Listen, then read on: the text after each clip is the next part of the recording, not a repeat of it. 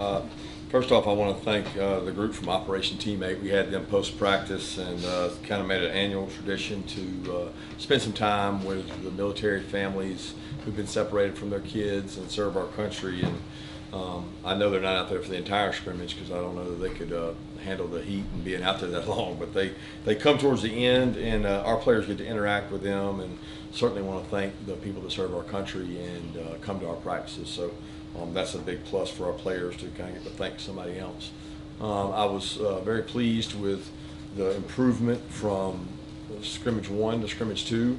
I thought that the last week's scrimmage was not really up to the standard of what we need. I thought this scrimmage 2 was probably behind where we've been the last 2 years on scrimmage 2, but a lot further than we were on scrimmage 1. So the progress we made was good, but we're not where we need to be. It was not real hot out there. I thought it was warm, but it was nowhere near what it was the week before. So the competition and ability to sustain was much better. So I was proud of that. I thought the offense started faster, made a few more explosives. But you know how that is in scrimmage. When that happens, it means somebody else is giving them up too.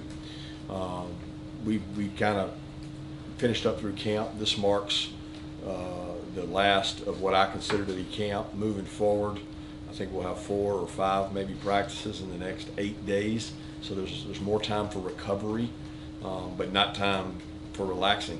If anything, we've got to secure some more spots, a couple spots still up for grabs, and then really hone in on who our special teams and travel roster guys are going to be. So we're 2 weeks away from kickoff, and we're not where we need to be, but we're competing. And I want to see some more improvement, but I did see improvement from scrimmage 1 to 2. Questions?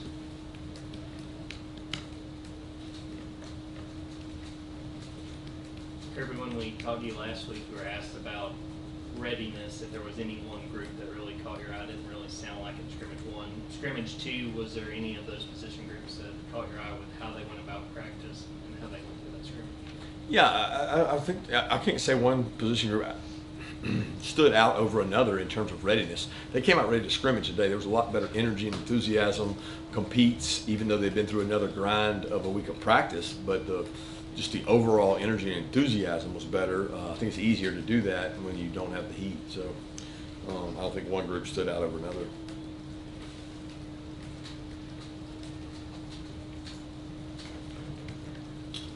Yeah, Coach, you've obviously had quarterback battles go well into camp in years prior. Last year you had a kind of a known starter coming into the year.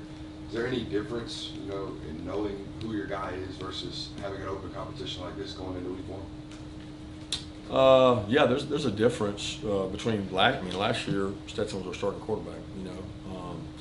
Carson Beck is going to be our starting quarterback. He's done the best job. We've communicated that earlier in the week to the other quarterbacks, and we've kind of been operating that way. And the other guys have done a tremendous job in terms of competing, and they're going to continue to do that. We haven't said anything in terms of who the second quarterback is or how those reps are going to be divvied up, but Carson is ahead of the other guys in terms of what he understands about the offense. I'll be honest with you, I was really impressed with the other 2 quarterbacks throughout camp, how far they've come in terms of improvement. Coach Bobo has done a great job with those guys, and they both made a lot of plays with their feet and done some good things. Carson's been in this offense, for a year over one of them and 2 years over Gunner, and he's just ahead. So he'll be our starting quarterback. As far as the other guys, I'm excited to see those guys hopefully have an opportunity to play, compete. They'll be able to go with the ones here in the next 2 weeks, and get more reps and figure out even if we have a 2, who that's going to be and how it's going to go forward. Kirby, with Carson, I know it's a small sample size since you let them know that who's going to be the starter, but so far and through this scrimmage, how do you feel like he has handled it and what he's done in the time since you told him? Hasn't changed much. I think he understood. He got a pretty good volume of those reps anyway. He's done well prior to them knowing that, and he's done well post knowing that. And to be honest, both Gunner and Brock have too.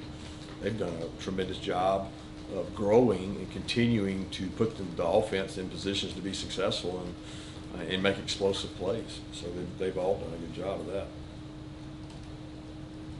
Kirby, heard Dominic Lovitz continue to make plays, and kind of use hats too. Is that move beyond a little bit like kind of a nice spring story to a guy that could really contribute? What does that say that two kind of slottish, speedy guys are probably going to be involved a lot? Well, they're more similar than they are different. So they both have redeeming qualities in quickness, in getting the ball, making touches. So they're not physically imposing blockers. They both are willing blockers, and they're both really tough. They'll stick their face in there, and you're not going to be in our program or rep at our practices if you're not willing to go block somebody or play on the special teams. So both those guys have bought into the special teams and the blocking when they don't have the ball. When they do have the ball, they've made some good plays. So we have to find a way to utilize each of their skill sets. And they complement each other in terms of keeping each other fresh. The other guy's Anthony Evans, who's played in the slot, and he's different than those guys, and he's made some plays. So I'm very pleased with where they are. We got to continue to get more out of those guys. Kirby, what is the outlook on getting Lawson back? It's week to week. I mean, I won't know exactly what it is. We've had Arian came back in 3 to 4 weeks from a similar injury, but we've had guys take 5 weeks. We've had guys take 6 weeks. So I can't tell you that. I don't know. It'll be how he handles it and the pain tolerance and the recovery. But we're going to Ron and the medical staff's going to do the best job they can to get him back.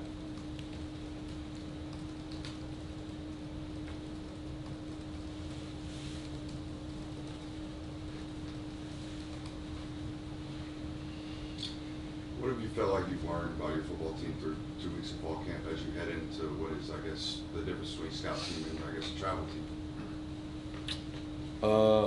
Ask that question again. I'm not sure. You got me when you said the scout team and the travel team. Yeah, you mentioned this is the end of fall camp. I guess explain the difference as fall camp wraps up. We start preparing for an actual football week of practice, and what have you learned about your football team?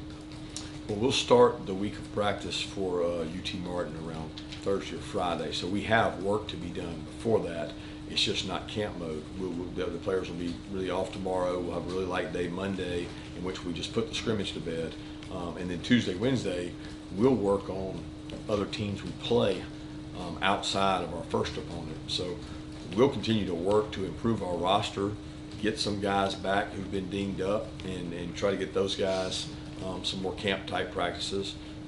But we won't really divide up and get ready for UT Martin until the end of the week. Yeah, just about injuries. What's the status of Shmuel London, Branson Robinson, Ken Milton, and Janelle Aguero? They're all day to day. I don't know really what to tell you. Smile's running really fast. He's exercising. He is not practicing. He will be able to do some drill work Monday. He's come along really well. He's very, very passionate about getting back, and he's not sore. He's running, and the first test of that foot is how much soreness comes when he runs, and he's been great. Kendall has been hitting higher speeds. He was not able to go today. I think he's really close, but he's been out for a while. Jonell's got a hamstring, grade 1, so I don't know when he'll be back. And there was one other one. Branson? Yeah, Branson's been doing more each day in practice. I mean, he basically scrimmaged today without carrying the ball. He was in on plays, did pass pro, ran routes, caught balls. I mean, he looks pretty good out there, but we have not tackled him live. Kirby, I got a two-parter. One is, I don't know if it's kind of silly, but the other day Jalen Walker had a quote where he said that Georgia looks to make history every day. I wondered if that's a Kirbyism we just hadn't heard yet, or if he came up with that on his own. And then second, will we see two quarterbacks play? Is there been any determination if you'll play two quarterbacks early in the year in games? Yeah, that I saw where Jalen said that. That was good. I didn't have anything to do with that. Jalen came up with that himself, and he continues to work really hard, and he's one of the leaders of our team. The decision about the quarterback is really about who the starter is, and we haven't talked even beyond that. I mean, that's not the conversation. We've got two really talented young quarterbacks who are coming along and getting better. And we want to keep that growth going. The only way you keep that growth going is you continue to get those guys really quality reps. And I think that's one of the greatest separators in every program in the country is who's able to get quality reps for their 2s and 3s from this point forward. Because if you don't get quality reps, you can regress. And I want those two guys to keep growing and keep competing. And they challenge each other every day. All three of those guys do. And they do some really nice things. Coach, how is Andrew Paul doing as far as being able to sustain maybe a little bit more than he was when camp first started? And also kind of where Jackson Meeks is right now? Andrew Paul has been good. I wouldn't say he's 100%. He's a post ACL knee, and I guess he's at a year. I don't know if it was a year today or a year last scrimmage it happened, but he looks better and better, and he's more and more confident in the system. He still makes mistakes. Made a mistake today, and he'll learn from it. He'll grow from it. That's why we practice. So hopefully he'll be 100% by the time the first game gets here. But the running back position has been a work in progress. We're trying to get healthy guys. They're going to get to play behind a really good offensive line, some good tight ends, and a quarterback that's going to be able to help them. But we need to get production out of that position. Jackson Meeks is probably 2 weeks from when he got injured. We think we can get him back. So we're hoping to get him back for the first game because it was earlier last week. What happened to him? He's got a fifth metatarsal stress fracture. Not a fracture. He's just got a stress reaction. Earlier in camp, you talked about defensive line and particularly the depth there. Through 2 scrimmages, what have you seen from that defensive line, particularly when it comes to depth, the guys that you have in there? Yeah, we're not as deep as we've been. We don't have the depth that we probably have had. Maybe that's a luxury compared to other people. I don't know. I think we've got to get deeper at that position, and the only way to get deeper at the position, you can't get anybody at this point. There's nobody coming out for waivers. So what you're trying to do is you're trying to grow the younger players and get your older players to play at a higher level and even be able to play more snaps. So without the same depth we had last year, we're going to have to be in better shape, and we got to get the freshmen ready to play. Yeah, I know you touched on it earlier in the press conference, but your special teams battle, specifically at kicker, how have Jared Zirkle and Peyton Woodring looked so far, and when do you expect to have a decision on that? No outline for the time. One was 3 for 3, one was 3 for 4 today. I thought they both kicked much better than what they did last week. Conditions were a little better today. They kicked better throughout the week. They're both talented guys. I mean, I could make a case for both of them, either one of them, to start right now. And I don't know how they kicked off. I don't know the numbers on that. I put a lot of thought into that, and also hang times, and I don't know what that was. But they both had a really good fall camp, and we don't have to make a decision right now on that. You might have mentioned it earlier, but I missed it. Ernest Green, was he banged up today? And how's Austin coming back with him? Let me ask you about the cornerbacks as well. What's it looking there for the competition to start? Austin, you said? Will be Austin and Ernest are the cornerbacks. Yeah, Ernest got a little banged up today. He went back in and played, so I don't know how serious it was. Then he didn't. He had his ankle, so I don't know if it was high ankle or low ankle, but he felt like he was hurt. He came back, played. He played about 10, 11 plays. Then it bothered him, and we shut him down. Truss got dinged up on the same play. Truss went out. Truss came back and played. So I think both those guys came back and played, and I think they're okay. But I don't. I'll know more on tomorrow. Blasky played today, so he was good. He's been dealing with the heat and things like that, but he played. I'm sorry, I was asking about the cornerbacks also. Opposite Lassiter, what's it look like, the competition there? All those guys are competing. You got Dalen, Julio, and Nyland all rolling and playing primarily with the ones. AJ's gotten a few reps with the ones, so those 4 guys are going to continue to battle it out. There's no reason to make a decision because we've got the competitive practices Tuesday, Wednesday, Friday, Saturday, all the next week, and if nobody's a clear-cut guy, then we'll play multiple guys until we figure it out. But we're waiting for somebody to step up and take it, and that hadn't happened. Hey Kirby, I remember talking to Stetson last season, I think it was after the Vanderbilt game, and he just kind of commented on how Carson had already had so much experience in the offense that even though Stetson was starting, Carson really knew the offense even at that point. How much have you seen Carson's experience and just time in the offense factor into how comfortable he is leading things? Yeah, that's the greatest separator of he and the other two quarterbacks is his comfort level with the offense. And when you have the extra spring and extra fall that those two guys don't have, that rep volume is kind of the separator. I mean, he's had an ability to understand a little bit when the defense is doing this and we're in this, I need an answer. And he's had good answers. But the two young ones have done a great job. They both made really good checks today when they saw things. And, you know, it's a little hard to judge when you're going against a defense that does everything. We have a lot of volume on our defense, and we throw it at them. And we have a lot of volume on our offense, and we throw it at them. So it's challenging, and Carson can handle that really well. When you get down to a game plan week and you say, okay, we're only going to take this 65% of our offense, and defense only does so much, you know, you're not asking those quarterbacks to make as many decisions. But Carson is very knowledgeable, very intelligent, one of the smartest quarterbacks I've been around when it comes to being able to handle the volume of offense we do, combined with the defense we throw at him. Was Kamari able to go today, and how has he come along? Kamari wore a black shirt. That just prevents him from getting quite as much what we call load. When you're a corner and you've got a foot ankle injury, it's hard to, you know, you either can play or you can't. So he took the volume of reps and he covered and played. But if he had anywhere he made a tackle, he would tag off.